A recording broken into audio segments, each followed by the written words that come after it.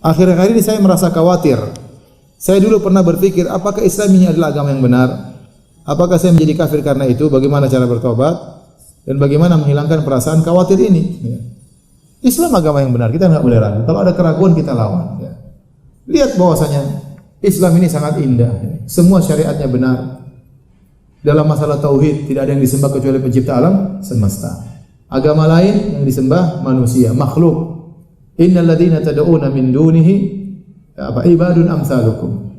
Yang kalian sembah selain Allah itu hamba-hamba seperti kalian. Nabi hamba, Muhammad disembah hamba, Isa disembah hamba, malaikat hamba seperti kalian. Apalagi nyembah sapi, apalagi nyembah ya, yang lainnya pohon, batu dan yang lainnya ya. Maka Islam satu-satunya agama yang mengajarkan untuk menyembah Tuhan yang Maha Esa. Maka dari sisi akidah dia yang paling benar. Sisi syariat, lihat bayangkan Islam mengharamkan khamar. Kenapa? Untuk menjaga akal seorang. Banyak orang kalau minum khamar, apa yang dilakukan? Banyak kerusakan, pembunuhan, pemerkosaan, perceraian. Islam mengharamkan apa? Khamar. Mana agama yang mengharamkan khamar? Kecuali apa? Islam. Islam memuliakan wanita. Ya, disuruh wanita menikah pakai wali. Kalau bersafar ada mahramnya. Ya, ini semua untuk memuliakan terhadap apa?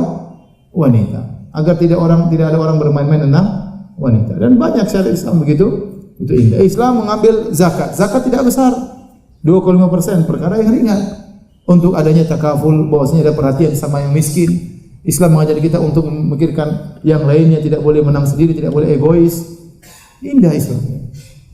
Oleh karenanya jangan ragu bahwasanya Islam adalah agama yang paling benar. Ya. Kalau ada terbetik dalam hati kita bilang a'udzubillahi minasyaitonir rajim. Ana punya prinsip enggak mau foto di depan Ka'bah. Tapi ternyata beberapa orang minta tolong kepada saya untuk memfotokan dia di depan Ka'bah. Beberapa saya tolak karena saya enggak suka foto depan Ka'bah. Tapi saya jadi menolong. Padahal Rasulullah SAW tidak pernah menolak untuk menolong. Kemudian saya menolong beberapa orang, tetapi hati saya jadi enggak enak. Nah, itu hak kita, enggak usah, enggak apa-apa. Hak kita tidak ingin orang foto-foto disibukkan dengan foto-foto di mana, di depan Ka'bah. Kalau kita enggak suka, kita enggak tolong, enggak ada masalah. Bilang, aduh maaf, yang lain coba gitu aja, enggak ada masalah. Ada orang tidak mau difoto asalnya, tidak mau difoto. Menurut dia foto haram. Ini kan masalah khilaf. Masalah khilaf. Sebagian ulama menganggap foto apa? Haram secara mutlak. Contohnya Syekh Shalih Al-Fauzan, contohnya Syekh Al-Albani rahimahullah, contohnya Syekh Abdul Muhsin Al-Abbad tidak mau difoto. Menurut mereka foto haram. Sebenarnya mengatakan foto boleh karena itu bukan karya tetapi hanya sekedar cuplikan cahaya seperti Syekh Utsaimin rahimahullahu taala dan banyak ulama-ulama sekarang.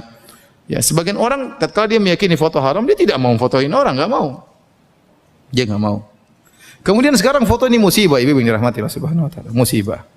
Orang foto tidak hanya pada keperluan, tapi seakan-akan bebas sebebas-bebasnya.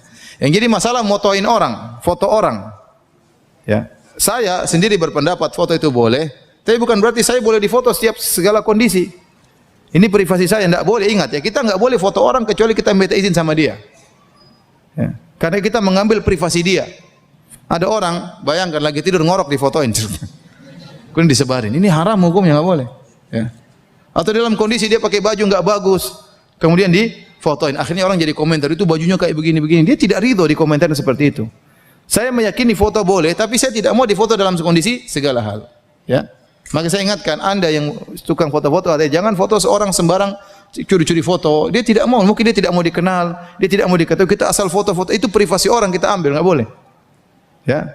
Maka meskipun foto menurut saya boleh, tidak boleh kita masuk privasi orang, apalagi dalam setiap kondisi yang dia belum tentu dia ridho. Ya. Dia lagi mungkin bajunya lagi kebuka atasnya, mungkin lagi keringatan, lagi duduk santai, lagi kelihatan betisnya, laki-laki misalnya dia tidak suka difoto dengan kondisi gitu, orang curi-curi foto. Saya pernah ada suatu kejadian, ini saya alami sendiri. Jadi saya pergi, ya, qadarullah ya, songkok saya ada robeknya di belakang, ya. Saya pakai dan saya mau beli songkok. Ya. Ada ikhwan ketemu saya, assalamualaikum Ustaz. Dia foto saya nggak tahu.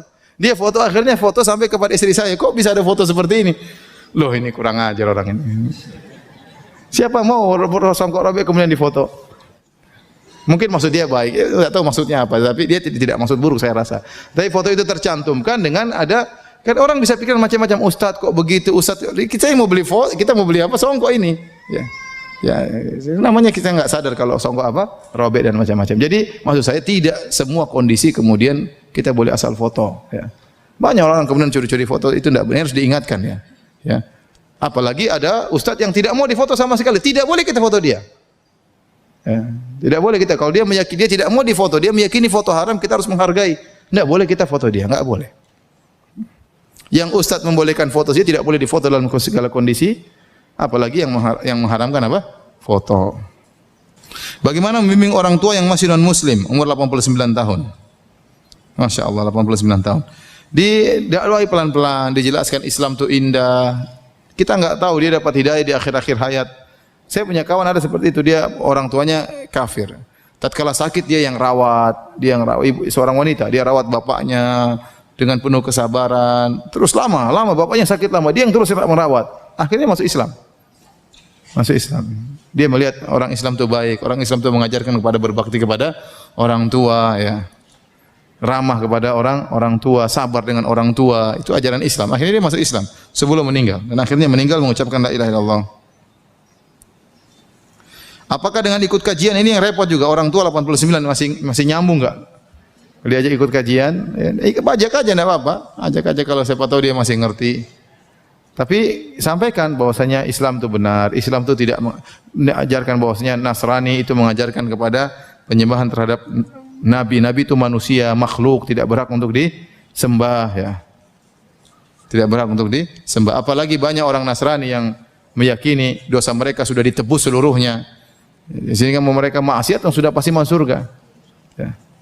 Sampai ada orang Nasrani mengejek, orang Islam susah sekali masuk surga. Dosa besarnya 70 dosa besarnya, belum dosa kecilnya. Kita orang Nasrani sudah ditebus sama Nabi Isa, ya. Ya. Kita bilang sama dia, kamu kalau masuk Islam pun tetap aja sudah ditebus karena Nabi Isa menebus dosa manusia seluruhnya. Mau Nasrani mau enggak Nasrani tetap sudah ditebus. Tapi ini semuanya ngawur, ya, tidak benar, ya. Ya. Agama apa yang mengajarkan demikian bahwasanya dosa semua sudah ditebus, ya? Tidak ada, masing-masing harus dengan usahanya sendiri, ya. Jadi mengerti tentang agama Nasrani dakwahi ke orang tua, siapa tahu dapat hidayah. Bagaimana hukum menggunakan gelang magnetik yang kabarnya bisa melancarkan peredaran darah di tubuh? Ya, kita nggak tahu ini benar atau tidak. Kalau saya sebaiknya dijauhi. Ya. Mau jalan peredaran darah lancar, jalan kaki, ya. Tapi kalau benar-benar secara ilmiah itu benar, disaksikan oleh dokter, misalnya para dokter, ratusan dokter mengatakan itu benar, maka tidak apa-apa berarti. Tapi betapa banyak orang itu hanya sekedar alasan, kita nggak tahu. Ternyata dijadikan jimat. Penjual jimat yang ngomong begitu. Contoh, di Lombok kemarin ada orang pakai jimat. Nanti kenapa pakai jimat? Ini bukan jimat, Ustaz. Ini pakai kayu supaya jin tidak ganggu. Kenapa? Karena jin nggak suka sama kayu ini. Lu coba bayangkan. Yang kasih tahu ente jin nggak suka sama kayu itu siapa? Repot. Akhirnya dijadikan jimat. Alasan ada-ada aja. Alasan ada aja. Betapa banyak orang ikut tenaga dalam dengan memasukkan jin dalam tubuhnya, cari-cari alasan. Padahal prosesnya sama. Jin masuk dalam apa? Tubuh, sehingga dia punya tenaga dalam. Saya tidak melarang, cuma kalau memang itu penelitian benar-benar dari bisa dibuktikan secara ilmiah, maka tidak mengapa. Ya, tapi kalau hanya katanya dan katanya belum tentu benar, mending dijauhi. Ustaz, mertuaku seorang kafir, 8 tahun kafir, 81 tahun, sedang sakit keras, sangat lemah dan setengah sadar. Bolehkah mentalqin la ilaha illallah kepada dia tanpa dia tahu artinya? Bagaimana sebaiknya? Sambil kita talqin kan disebut artinya la ilaha illallah, tidak ada yang berhak disembah kecuali apa?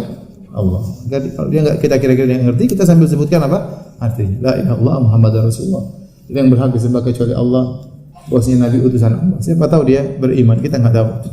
Kalau ilmu dia ngertilah, dia ngerti orang Islam itu menyembah hanya siapa?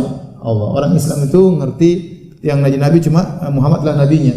Maka kita sebutin sambil sebutkan terjemahannya. Siapa tahu dia sadar, kita enggak tahu. Bolehkah mengakhirkan salat Isya agar bisa bangun untuk salat tahajud? Misalnya bangun jam 3 untuk sholat isya. Enggak, sholat isya sebaiknya dilakukan sebelum lewat tengah malam. Sebelum lewat tengah malam.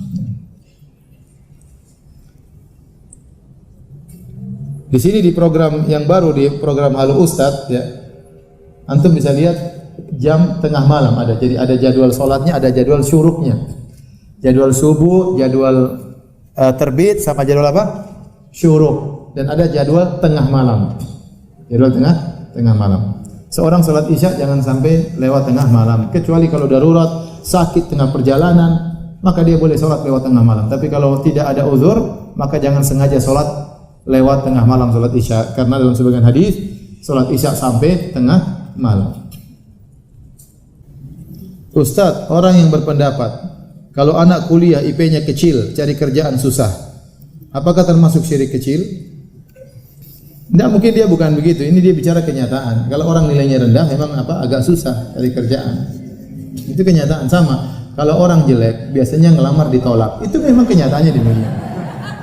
Bukan berarti syirik kecil, tidak. Itu kenyataan. Ada orang saya ditolak 20 kali. Masya Allah 20 kali ditolak. Kasihan ya. Kenyataan. Tetapi kita katakan tidak boleh. Kalau kita mengatakan biasanya, nah itu. Tapi kalau bilang pasti tidak dapat kerjaan, maka itu tidak boleh ngomong begitu. Jangankan orang kuliah, orang nggak kuliah saja bisa kaya. Ya, orang nggak kuliah, orang nggak sekolah saja bisa kaya. Yang SD nggak lulus bisa kaya. Saya sudah sampaikan, sering saya sampaikan, ada seorang saya cerita, ada orang bercerita, kami berempat sekolah, yang 3 lulus, yang 1 nggak lulus. Sekarang yang 3 lulus ini kerja sama yang tidak lulus. Teman saya ada kontraktor gitu, Ustaz itu, si fulan itu Ustaz, dulu paling jago di kelas.